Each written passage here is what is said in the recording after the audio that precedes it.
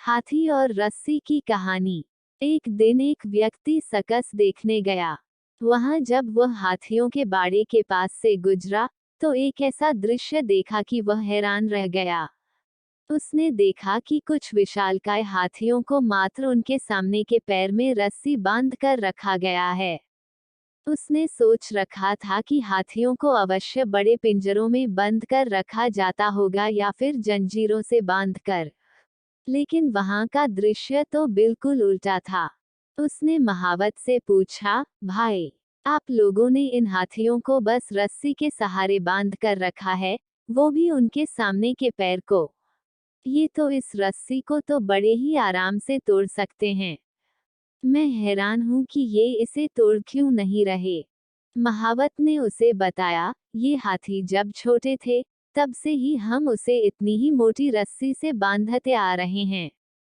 उस समय इन्होंने रस्सी तोड़ने की बहुत कोशिश की, लेकिन ये छोटे थे, इसलिए रस्सी को तोड़ पाना इनके सामर्थ्य के बाहर था।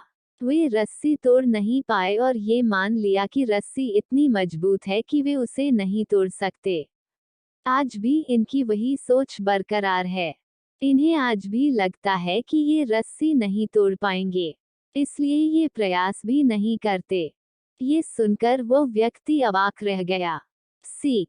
दोस्तों, उन हाथियों की तरह हम भी अपने जीवन में नकारात्मक सोच रूपी रस्सी से बंध जाते हैं।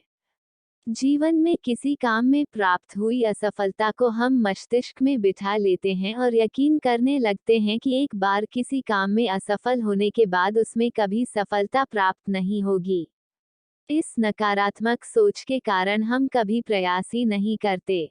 आवश्यकता है इस नकारात्मक सोच से बाहर निकलने की, उन कमियों को पहचानकर दूर करने की, जो हमारी असफलता का कारण बनी।